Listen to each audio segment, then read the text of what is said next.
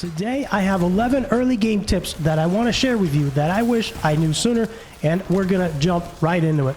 Welcome everybody, I'm BearCozy. Let's jump into this thing. Number one is going to be a fairly easy one. Number one is going to be the Advanced Tooltip Compare. For this, you need to go to your options menu, and this is going to help you huge. Go to options. Next, you're going to want to go to gameplay, and under gameplay, you're going to want to turn on the Advanced Tooltip Compare and the Advanced Tooltip Information. Once you've got those two turned on, you want to go ahead and save the changes and then back out to the game. Now, what this is going to do is if you go ahead and look at your inventory, what this is going to do is number one, it's going to actually provide you the ranges for stats. For example, if we were looking at these pants, you could see that I have 19 strength on those pants, but the ranges are 13 to 19. And the same thing for the +2 ranks of boulder, the range is actually 1 to 2. And this will actually give you ranges for everything that drops, including your weapons and all of their stats. The next thing that this is going to do is whenever you get a new piece of gear, whether it be legendary or rare, when you hover over that new piece of gear, and if you are on PC, you can go ahead and hit shift, and just by hitting shift, now you start to see what you will gain and what you will lose. So properties gained are pretty self-explanatory. The plus numbers in green, that is what you're gaining if you switch to that particular gear. And then of course, if you scroll down just a bit, you will see properties lost when equipped. So this will help you huge to figure out what you're losing, what you're gaining, and if it's worth it. Tip number 2 is going to be sell your gear.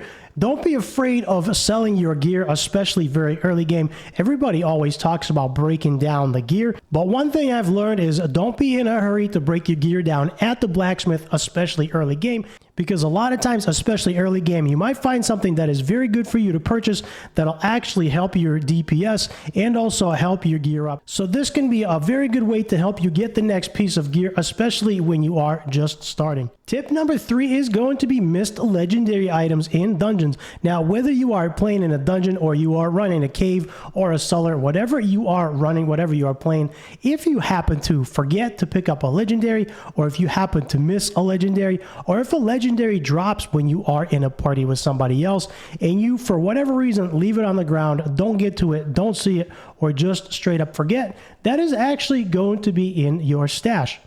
Tip number 4 is going to be consumables, but more specifically, experience potions.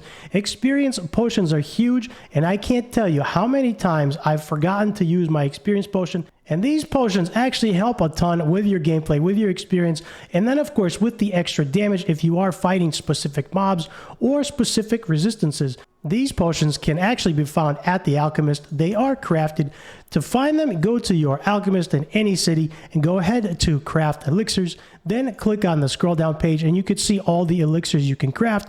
Right now, all I have is a few of the cold resistance, fire, lightning, poison, and shadow. Some of the other ones I've already went through and crafted. And as you can see, I am missing some Gallavine, which is fairly easy to get. But as you level and as you continue playing, you will not only gather more materials as you play, but also better materials. And as you level, you will be able to craft much better potions to help with your gaming experience. The experience does stay the same for all of them. The experience is capped currently at +5%, but the elixirs do help. And then of course, some of them can drop as well. As you could see, I have a couple that dropped here. Some of them do have level requirements, so be mindful of that. I can't tell you how many times I was playing and I totally forgot about the experience bonus. Speaking of experience bonus, playing in a party is very, very encouraged. Not only do you get an experience bonus by playing in a party, but it's also a lot more fun. Things die a lot quicker as well, and it's a lot faster to complete the campaign and to complete the dungeons. It's a lot faster to complete the quests or the dungeons that you are trying to run and gain experience. And this, of course, applies to all gameplay, not only in party or dungeons, but also world bosses, Helltides, etc. And since we are on the topic of fighting in groups and staying in a party, the best range that I found in my experience is to stay at least 3 levels below monsters. So you want to be fighting monsters that are 3 levels above or higher. 3 to 5 levels will do. I do have some gameplay of me fighting monsters 13 levels above me. That was a little bit challenging, but the experience was very, very good, especially solo. This brings me to point number 6. Run dungeons for early aspects. Run them early. If you go ahead and hit Y on your keyboard, if you are playing on the PC, and you go to Codex of Power, the Codex of Power will have all of your aspects, including locked and unlocked. You can also define them. You can categorize them by defensive, offensive, resource generating, utility, and mobility. And right below that, it will actually tell you the item types allowed on these for these particular aspects and what item types they can be put on. Right there, item types allowed. So that is a really good way to see what is allowed. For instance, resource generation is only allowed on rings, and that is it. And then if you want to show by class only, you can click show my class only, show all, and it will show you all of the aspects you already have and all of the aspects you still don't have. And speaking of not having aspects, if you want to find a particular aspect that you don't have and you want to get it, simply clicking on this will place a pin, and you will see it change from pin removed to pin on map. And then when you go to your map, it will actually place a pathway from wherever you are to wherever that particular dungeon is. And as you can see, it'll lead you right to it. This one just happens to be all the way across the map, and it is still unlocked, but the pin is actually right there. And you could see I have a nice little road to follow to get exactly to it, to get my new aspect. So that would be tip 6, is to run your dungeons very early for aspects. And tip number 7 actually ties in with previously mentioned, selling your unwanted gear and then buying the gear that you really want or that you really need, because buying yellow craftable gear will actually help you. So tip number 7 would be to actually visit a vendor, buy some yellow gear, and go ahead and put on some aspects very, very early. The aspects can be found from the dungeons that we just talked about earlier in your Codex of Power.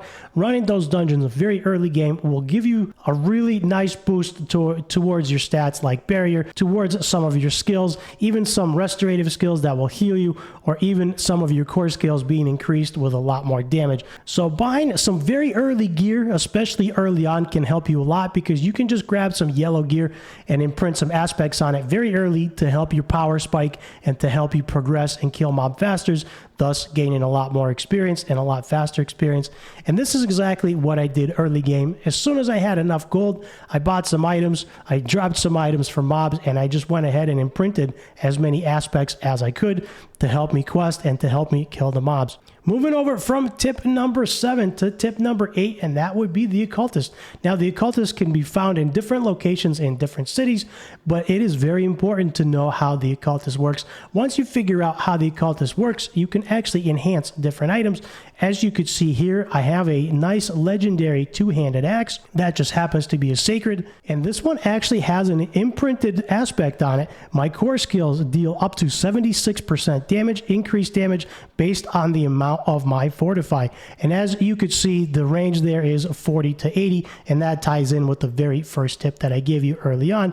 And this happened to be a yellow item that dropped that had really good stats and really good damage per second. And all I did was I put it in here and I crafted a Codex of Power from the Codex of Power. That is exactly what I did, and that made it legendary. So learning how to imprint and extract your aspects are very, very good. And by the way, you can also imprint aspects from your inventory as well. If you have an aspect in your inventory that you've extracted and you've broken down, if you go to the extract page and if you want to extract an aspect like this, this will actually go into your inventory, and then when you go back to the imprinting section, you will actually be able to imprint that aspect from your inventory, and that will give you a preview of what the item looks like now. So learning the Occultist, how it works and what to do and which pieces to put them on, because certain pieces gain certain bonuses. So learning the Occultist is very, very important to help you succeed. Tip number 9 is going to be the Tree of Whispers. Now, Tree of Whispers actually requires you to run around and complete favors for the tree. They are marked all over the map, and they give you a certain amount of grim favor for each one. You could see different amounts there, 3, 1. There are different amounts depending on what the event is. Dungeons are 5. When completed, the Tree of Whispers will actually give you really good rewards. You get to pick items of your choosing that are presented to you. You get to pick the bounty cache that is presented, and more often than not, they will drop legendary gear, especially in World Tier 3, which is where the Tree of Whispers is located and available. Tip number 10 is going to be to level and participate in Helltide. as of right now, there are no Helltides active. Helltides are actually marked on the map with a giant red area on the map, and those monsters are usually 3 levels above. Most of the monsters are level 53 to level 55, and they actually drop not only cinders, they actually drop good experience and good rewards as well. There are also loot boxes in Helltide. When you are fighting in Helltide, you can kill the mobs, collect cinders, and then turn them in for really good gifts. So Helltides are very, very good on all fronts. Not only do they give really good experience, but they're also a lot quicker as well, quicker progression because of the multitudes of people. Then you also get the party bonus or the adjacent bonus just by playing near other players. And by the way, you can go to Helltides as early as you complete the capstone dungeon in World Tier 2 and transition to World Tier 3. You can jump right in regardless of level. As you can see, I am right around level 43 questing in Helltide, killing monsters that are much, much higher than me, and I'm doing just fine. So the experience is very, very good. And tip number 10 would be you can actually teleport to your party member or any of your party members from any major town. Now, this has to be in a major town like Kiev. Some of the strongholds you will not be able to do it from. Some of the smaller waypoints, the smaller holes in the wall, outposts will not have a teleport portal to your party. So you have to do it from a major town like Kievishad, and that will take you directly to the person you are teleporting to, whether they are in a dungeon or not. So there you go. Those are 11 early game tips for you that I wish I knew sooner, that I've learned just by playing the game. Hopefully these tips help, and if you are no longer early game, you can still use some of these tips and still utilize some of these tips because they will help you at any level of your game. So with that said, do me a huge favor, hit the like and a subscribe, and for more BearCozy videos, check out the top right.